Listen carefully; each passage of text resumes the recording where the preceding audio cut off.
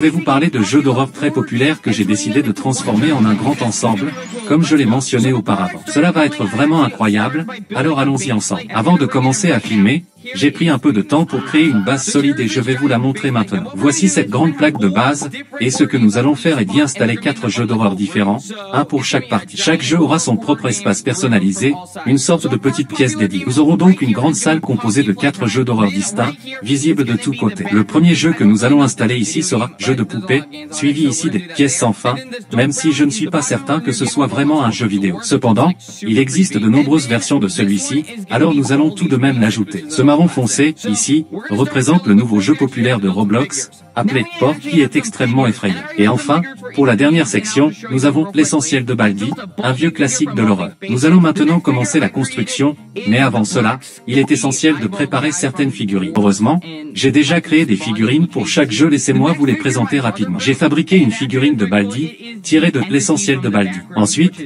la figurine suivante que j'ai conçue représente le mystérieux personnage à l'œil noir et esquissé de Port, celui qui surgit pour vous pourchasser. La troisième figurine, construite par mon frère, est particulièrement impressionnant. Il s'agit de l'entité des pièces sans fin, une créature particulièrement effrayante qui s'intègre parfaitement à notre projet. Elle a l'air vraiment sinistre. Enfin, la dernière figurine est celle d'un poupée en peluche géant, également construite par mon frère. Regardez comme il est mignon, n'est-ce pas? Nous avons aussi fabriqué une petite figurine supplémentaire pour poupée en peluche, un mannequin d'essai. Vous savez, celui avec les bras extensifs. Je ne me souviens plus exactement de son nom, mais c'est comme un mannequin de test avec des mains qui attrapent. Il est plutôt cool, et je pense que nous l'utiliserons probablement dans cette construction. Par contre, ne regardez jamais son dos. Faites comme si vous ne voyez jamais son visage.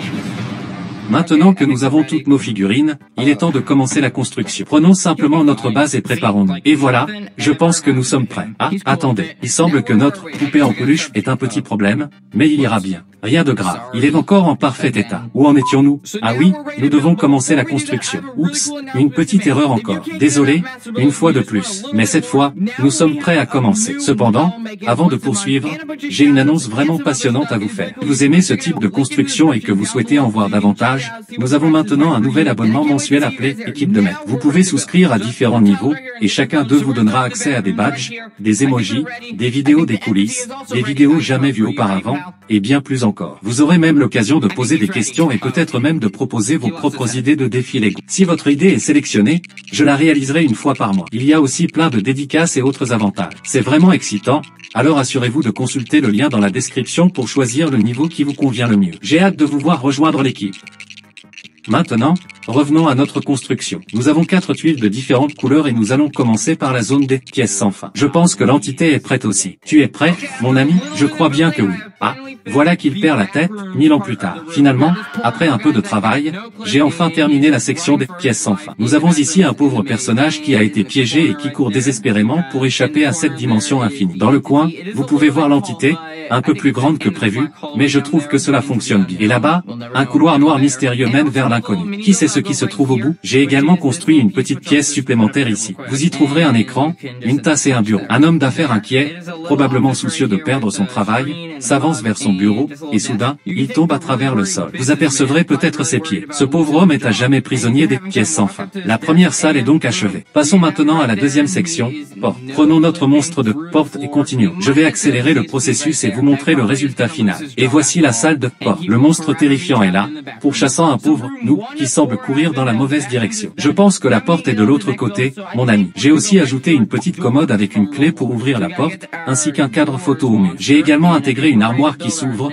où un personnage se cache. La partie la plus importante de cette construction est la porte elle-même, qui, au début, ne semblait pas vouloir s'ouvrir. Mais avec un peu d'effort, elle a finalement cédé. Nous n'aura peut-être pas cette chance avant de se faire dévorer vivant. La troisième section à construire est celle de l'essentiel de Baldi. Je devrais probablement m'y atteler rapidement avant que Baldi ne se fâche contre moi. Et voilà, en un clin d'œil, grâce à la magie de l'édition, c'est déjà terminé. Admirez cette reproduction fidèle du couloir de l'essentiel de Baldi. Il y a les fameuses portes jaunes d'où surgit Baldi, prêt à vous frapper avec sa raie. Faites attention, il frappe fort. J'ai ajouté une grande plante dans le coin, un casier rouge, ainsi qu'une porte bleue qui vous permet d'accéder au test de mathématiques. Attention, cependant, la collision n'a pas été désactivée, alors vous ne pourrez pas passer facilement. Enfin, J'ai inclus la fameuse fille à la corde à sauter, qui vous oblige à jouer à son jeu infernal pendant quelques secondes. Mieux vous rester loin d'elle, elle est bien plus dangereuse qu'elle n'en a l'air. Il ne nous reste plus qu'une seule pièce à terminer, jeu de poupée. Pour cela, prenons notre figurine de poupée en peluche. Toutefois, si vous ne l'avez pas remarqué,